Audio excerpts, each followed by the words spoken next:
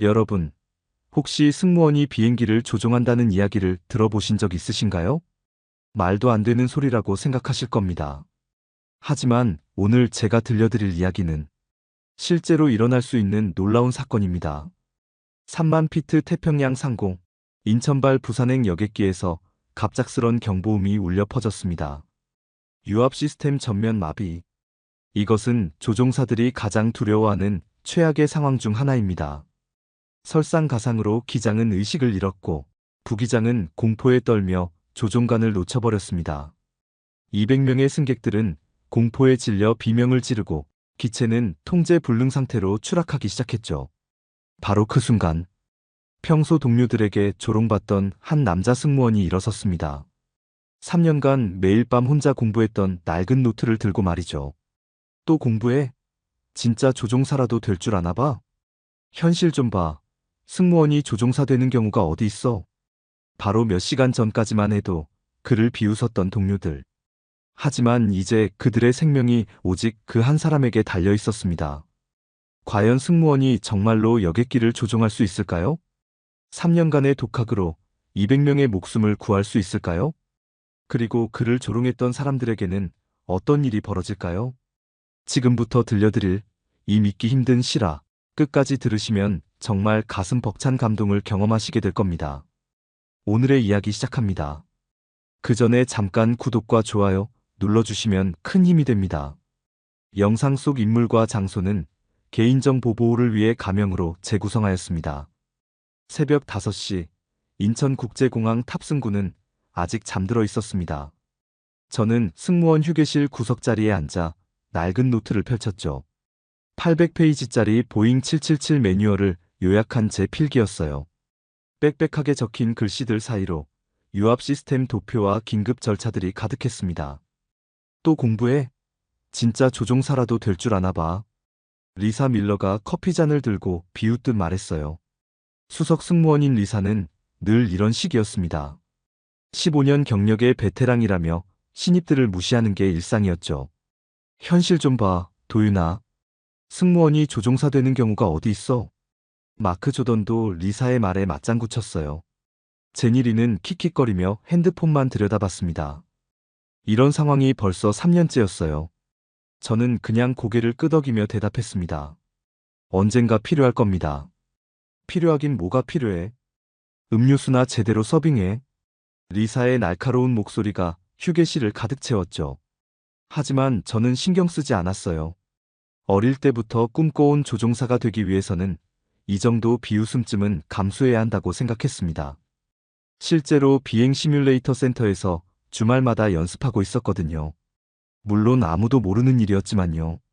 승무원 여러분, 탑승 준비하시기 바랍니다. 방송이 울리자 모두 자리에서 일어났어요. 저는 노트를 가방에 넣고 유니폼을 정리했습니다. 오늘도 200명의 승객들을 안전하게 모시는 일이 시작되는 거죠. 기장 최강민과 부기장 이준혁이 조종석으로 향하는 모습이 보였어요. 언젠가는 저도 저 자리에 앉게 될 거라고 믿으며 저는 승무원 업무에 집중했습니다. 비행기가 활주로를 달리기 시작했어요. 엔진 소리가 점점 커지면서 기체가 하늘로 떠오르는 순간 저는 늘 가슴이 뛰었습니다. 3만 피트 상공으로 올라가는 이 순간이 언제나 경이로웠거든요. 승객들이 안전벨트를 풀고 편안해지는 모습을 보며 저는 다시 한번 조종석을 바라봤어요. 저기서 기장과 부기장이 이 거대한 기계를 조종하고 있다는 사실이 신기했습니다. 그때는 몰랐어요.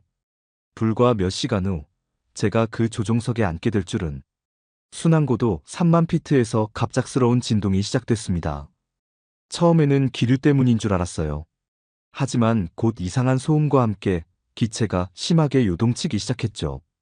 승객들의 컵에서 음료수가 쏟아지고 여기저기서 비명소리가 터져나왔습니다. 조종석에서 경보음이 울려 퍼졌어요. 저는 본능적으로 몸을 일으켜 조종석 쪽으로 시선을 돌렸습니다. 기장 최강민의 얼굴이 창백해지는 게 보였죠. 부기장 이준혁은 계기판을 바라보며 뭔가 중얼거리고 있었어요. 유압 시스템이 완전히. 최강민 기장의 목소리가 들렸습니다. 그 순간 제 심장이 쿵 내려앉았어요. 유압 시스템 전면 마비. 제가 그토록 많이 공부했던 최악의 시나리오 중 하나였거든요. 유압이 없으면 조종면 제어가 불가능해집니다. 플랩도 랜딩 기어도 심지어 방향타까지도 작동하지 않죠. 기장님, 어떻게 하시겠습니까? 부기장 이준혁의 목소리가 떨리고 있었어요. 하지만 기장은 대답하지 않았습니다. 아니, 대답할 수 없었어요. 최강민 기장이 갑자기 의식을 잃고 조종간에 쓰러진 거죠. 심장마비였을 가능성이 높았습니다. 기장님, 기장님. 이준혁 부기장이 다급하게 기장을 흔들었지만 반응이 없었어요. 그러자 부기장도 급격히 패닉 상태에 빠졌습니다. 과호흡이 시작되더니 손이 덜덜 떨리기 시작했죠. 조종석은 완전히 통제 불능 상태가 됐습니다. 기내는 아수라장이었어요. 승객들은 무슨 일인지 모른 채 공포에 질려 소리를 지르고 있었고, 리사를 비롯한 동료 승무원들은 어찌할 바를 모르며 우왕좌왕했습니다. 산소 마스크가 천장에서 떨어졌고, 기체는 서서히 고도를 잃어가고 있었어요. 바로 그 순간이었습니다. 저는 침착하게 일어서서 조종석으로 향했어요. 3년간 매일 밤 공부했던 모든 지식이 머릿속에서 정리되기 시작했죠. 유압 시스템 전면, 마비 시 대응 절차, 램 에어 터빈 수동 작동법, 수동 트림 조작. 모든 것이 선명하게 떠올랐습니다. 도윤아, 어디 가는 거야? 위험해. 리사가 제 팔을 잡으려 했지만 저는 그냥 고개를 젓고 조종석 문을 열었어요. 이제 더 이상 망설일 시간이 없었습니다. 200명의 생명이 제 손에 달려 있었거든요. 조종석 문을 열자마자 상황의 심각성이 한눈에 들어왔습니다. 계기판 곳곳에서 빨간 경고등이 깜빡이고 있었고, 최강민 기장은 여전히 의식을 잃은 상태였어요. 부기장 이준혁은 과호흡으로 제대로 호흡도 못하고 있었죠. 부기장님, 진정하세요. 천천히 호흡하시고요. 저는 먼저 이준혁 부기장을 진정시키려 했습니다. 하지만 극한의 공포에 빠진 그는 제 말을 듣지 못했어요. 오히려 더욱 심하게 떨고만 있었죠. 저는 가방에서 낡은 노트를 꺼냈습니다. 3년간 정성스럽게 적어온 비상 절차들이 빼곡히 적힌 그 노트였어요. 페이지를 넘기며 유압 시스템 전면, 마비 시 대응 절차를 찾았죠. 램 에어 터빈, 수동 전개. 중얼거리며 해당 스위치를 찾았습니다. 램 에어 터빈은 유압이 완전히 마비됐을 때 최소한의 전력을 공급하는 비상장치예요. 보통은 자동으로 작동하지만 이런 극한 상황에서는 수동으로 작동시켜야 했죠. 이건 여기 노트의 도표를 보며 스위치를 찾아냈어요. 손을 뻗어 램 에어 터빈 수동 전개 스위치를 눌렀습니다. 잠시 후 미약하게나마 계기판에 전력이 공급되기 시작했죠. 완전한 해결책은 아니었지만 적어도 기본적인 계기들은 작동할 수 있게 됐습니다. 부기장님, 들으세요. 지금 램 에어 터빈이 작동했습니다. 최소한의 전력은 확보했어요. 하지만 이준혁은 여전히 패닉 상태였습니다. 손은 덜덜 떨리고 제대로 된 판단을 할 수 없는 상태였죠. 기장은 의식불명이고 부기장은 조종 불가 상태. 이 상황에서 누군가는 조종관을 잡아야 했어요. 저는 깊게 숨을 들이마셨습니다. 3년간 주말마다 다닌 시뮬레이터 센터에서의 경험이 떠올랐어요. 물론 실제 비행기와는 다르지만 기본적인 조종 원리는 같았죠. 특히 유압 없이 수동으로 조종하는 방법도 여러 번 연습해봤습니다. 제가 직접 하겠습니다. 조용히 말하며 기장석으로 다가갔어요. 최강민 기장을 조심스럽게 옆으로 옮기고 저는 조종석에 앉았습니다. 조종관을 잡는 순간 묵직한 무게감이 손에 전해졌어요. 유압이 없으니 당연히 무거웠죠. 기체는 여전히 불안정하게 요동치고 있었습니다. 고도계를 보니 이미 25,000피트까지 떨어진 상태였어요. 더 늦으면 안 됐습니다. 저는 노트를 무릎 위에 펼치고 수동 트림 조작법을 다시 한번 확인했죠. 트림 휠을 조심스럽게 돌리기 시작했습니다. 유압 없이 조종하는 것은 정말 어려운 일이었어요. 하지만 점차 기체가 안정되기 시작했죠. 엔진 출력도 조절하면서 고도 하강을 멈췄습니다. 조종관을 잡고 있는 제 손에서는 식은땀이 흘러내렸습니다. 하지만 기체는 점점 안정되고 있었어요. 3년간 시뮬레이터에서 연습했던 모든 것들이 하나씩 되살아났죠. 수동 트림 조작, 엔진 출력 제어, 방향타 페달 조작. 모든 것이 몸에 밴 듯 자연스럽게 이어졌습니다. 고도 2만 피트에서 안정화됐습니다. 저는 부기장 이준혁에게 상황을 알렸어요. 그는 여전히 떨고 있었지만 기체가 안정되자 조금씩 진정되는 모습이었습니다. 최강민 기장도 의식은 잃었지만 호흡은 안정적이었죠. 승무원 여러분, 기장입니다. 저는 기내 방송 버튼을 눌렀습니다. 물론 기장은 아니었지만 승객들을 안심시키기 위해서였어요. 현재 기체에 기술적인 문제가 발생했습니다. 하지만 상황은 통제되고 있으니 안심하시기 바랍니다. 곧 안전하게 공항에 착륙할 예정입니다. 기내의 소란이 조금씩 잠잠해지는 소리가 들렸어요. 승객들이 조금이나마 안심하는 것 같았죠. 하지만 진짜 어려운 일은 지금부터였습니다. 유압 없이 착륙하는 것, 그것은 정말 불가능에 가까운 일이었거든요. 인천 관제탑, 이쪽은 KA327편입니다. 메이데이, 메이데이. 무선기를 잡고 관제탑에 연락했어요. 메이데이는 최고 수준의 비상 상황을 의미하는 신호였죠. KA327편, 인천 관제탑입니다.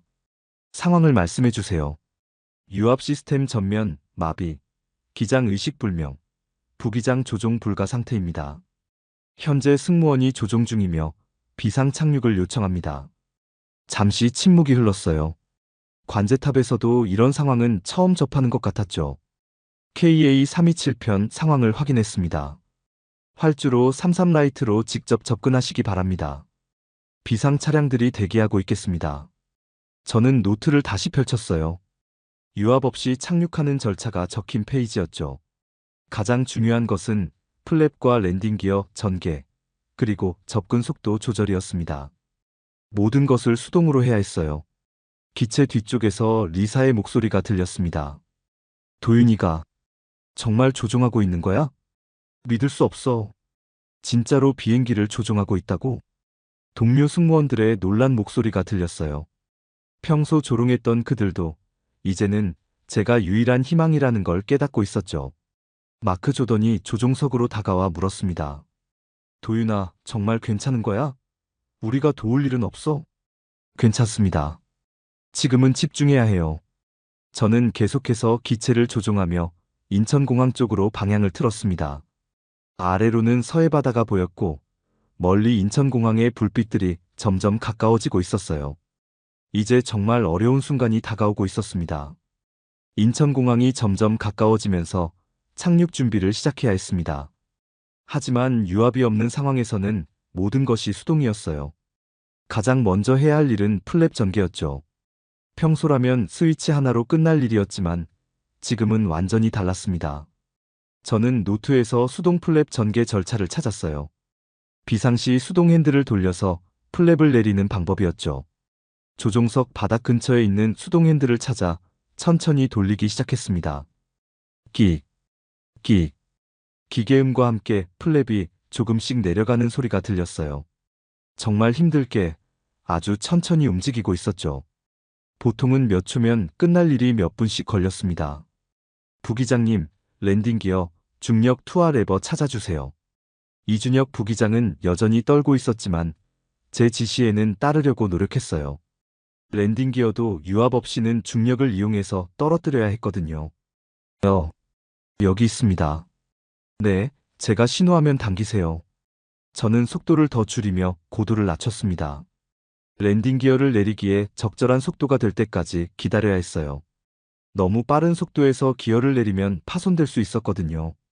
지금 이준혁이 레버를 당겼고 중력에 의해 랜딩 기어가 떨어졌습니다. 쿵쿵 소리와 함께 기어가 고정되는 소리가 들렸어요. 다행히 3개 모두 정상적으로 내려왔습니다. 바로 그때 조종석 문이 열리며 최강민 기장이 비틀거리며 들어왔어요. 의식을 되찾은 모양이었죠.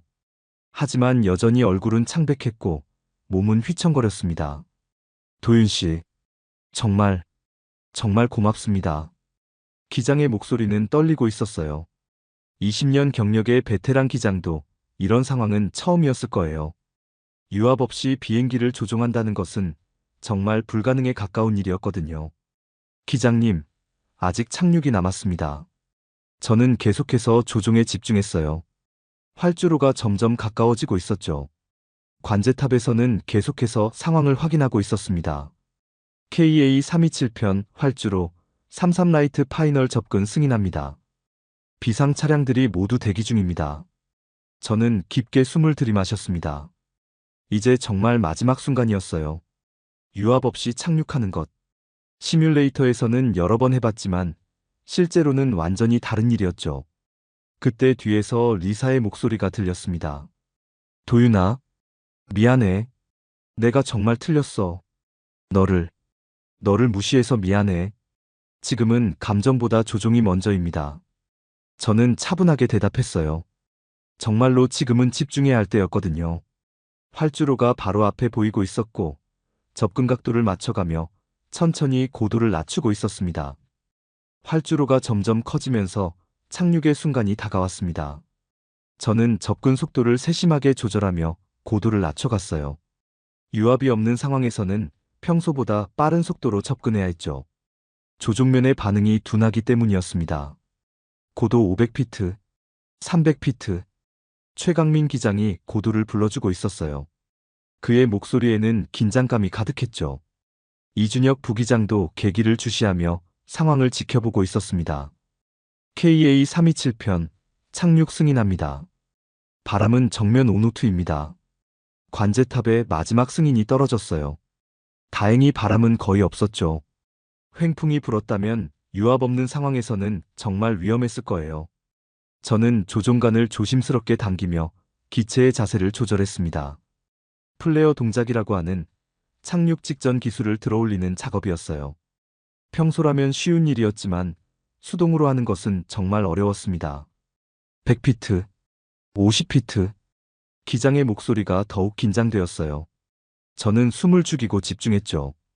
활주로가 바로 눈앞에 있었습니다. 30피트, 20피트, 10. 쿵. 메인 랜딩 기어가 활주로에 닿는 순간이었어요. 생각보다 부드러운 착륙이었죠. 하지만 진짜 어려운 건 지금부터였습니다. 브레이크도 유압으로 작동하는데 그것도 고장났으니까요. 노즈 기어가 활주로에 닿자마자 저는 역추진 레버를 당겼습니다. 엔진의 추력을 반대로 돌려서 제동력을 얻는 거였어요. 동시에 수동 브레이크도 조작했죠. 역추진 최대, 수동 브레이크 작동. 기체가 서서히 감속하기 시작했습니다. 하지만 평소보다 훨씬 긴 거리가 필요했어요. 활주로 끝이 점점 가까워지고 있었죠. 속도 100노트, 80노트, 60노트. 부기장이 속도를 계속 불러주었어요. 기체는 천천히 하지만 확실하게 멈춰가고 있었습니다. 40노트, 20노트, 10노트. 그리고 마침내 완전히 멈췄습니다. 활주로 끝에서 불과 몇백 미터 떨어진 지점에서요. 착륙 완료.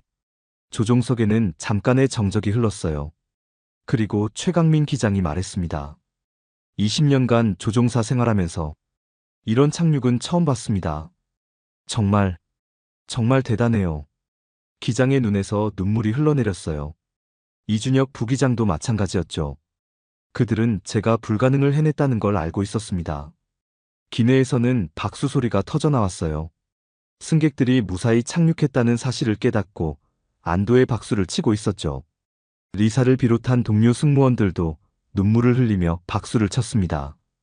저는 조종관에서 손을 떼고 깊게 숨을 내쉬었어요. 정말로 해냈습니다. 200명의 생명을 구해낸 거죠.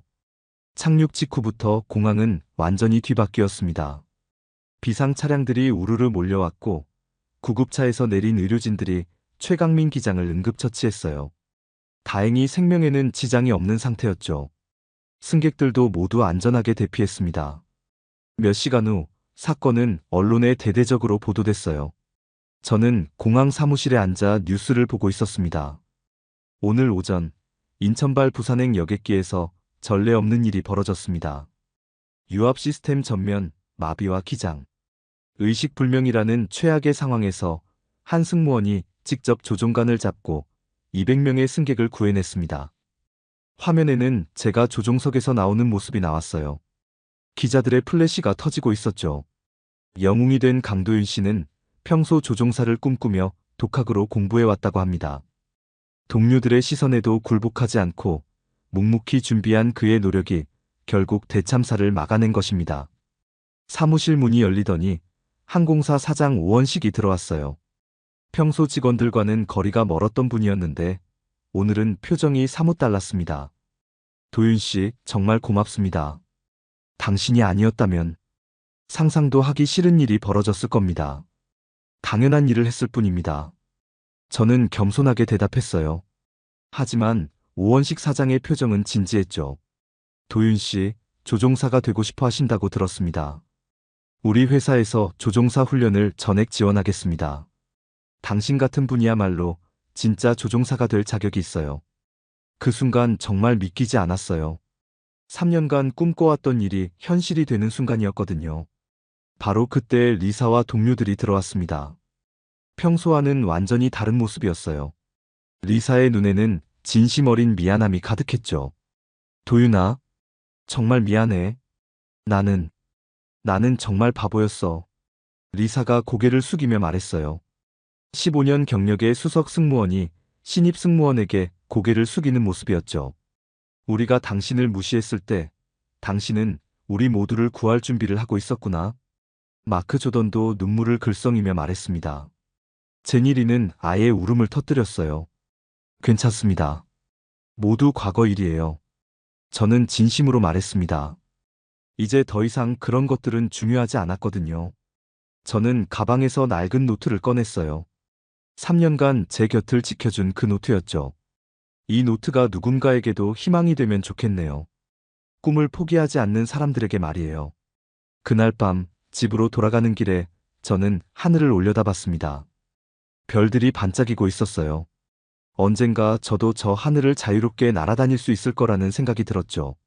3개월이 흘렀습니다. 저는 김포에 있는 항공훈련원 앞에 서 있었어요.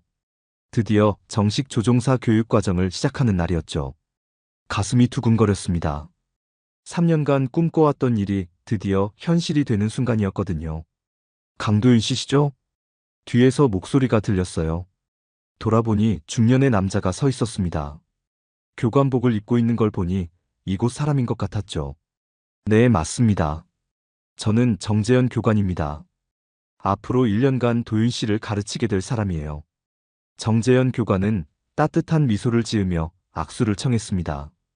하지만 곧 진지한 표정이 됐어요. 언론에서는 영웅이라고 하던데 여기서는 그런 거 통하지 않습니다. 모든 건 처음부터 다시 배워야 해요. 당연합니다. 처음부터 배우겠습니다. 저는 당당하게 대답했어요. 비록 비상 상황에서 조종을 해봤지만 정식 조종사가 되기 위해서는 체계적인 교육이 필요하다는 걸 알고 있었거든요. 좋은 마음가짐이네요. 조종사는 실력으로만 증명하는 직업이니까요. 교관실로 들어가니 여러 명의 교육생들이 있었어요. 모두 저보다 젊은 사람들이었죠. 대학교를 갓 졸업한 이들부터 공군 출신까지 다양했습니다. 새로 오신 강도윤 씨입니다. 여러분도 뉴스에서 봤을 거예요. 정재현 교관이 소개해주자 교육생들이 신기한 눈빛으로 저를 바라봤어요. 어떤 이는 존경의 눈빛이었고 어떤 이는 의구심 가득한 시선이었죠. 앞으로 잘 부탁드립니다. 저는 정중하게 인사했습니다. 나이는 가장 많았지만 여기서는 모두가 같은 출발선에 서 있는 교육생이었거든요. 첫 수업은 항공역학 이론이었어요. 제가 그동안 독학으로 공부했던 내용들이었지만 전문적이고 체계적인 설명을 들으니 새로웠습니다. 역시 혼자 공부하는 것과는 차원이 달랐죠. 도윤 씨, 양력의 발생 원리에 대해 설명해 보세요. 정재현 교관이 갑자기 질문했어요. 저는 침착하게 대답했습니다. 베르누이 법칙과 뉴턴의 제3법칙에 의해. 정확한 답변을 들은 교관은 만족스러운 표정을 지었어요. 그동안의 독학이 헛되지 않았다는 걸 느꼈죠. 점심시간, 저는 혼자 교정을 걸으며 하늘을 올려다봤습니다. 훈련용 비행기들이 이착륙하는 모습이 보였어요. 언젠가는 저도 저 조종석에 앉게 될 거라는 생각에 가슴이 벅찼죠. 그날 밤 기숙사방에서 저는 다시 그 낡은 노트를 펼쳤습니다. 마지막 페이지에는 제가 3년 전에 적어둔 문장이 있었어요. 꿈은 아무도 알아주지 않을 때도 포기하지 않는 사람에게만 현실이 된다. 그 문장을 보며 저는 미소를 지었습니다. 정말로 그 말이 맞았거든요. 아무도 알아주지 않았던 3년간의 노력이 결국 200명의 생명을 구했고 제 꿈도 이뤄준 거였으니까요. 창밖으로는 여전히 별들이 반짝이고 있었어요. 이제 정말로 저도 저 하늘을 자유롭게 날 수 있을 거라는 확신이 들었습니다. 길고 어려운 훈련 과정이 앞에 있었지만 저는 이미 준비가 되어 있었거든요. 꿈을 향한 새로운 비행이 시작된 거였죠. 오늘도 귀한 시간 내어 끝까지 시청해주신 구독자 여러분 진심으로 감사드립니다. 오늘의 이야기가 마음을 울렸다면 구독과 좋아요, 댓글 부탁드립니다.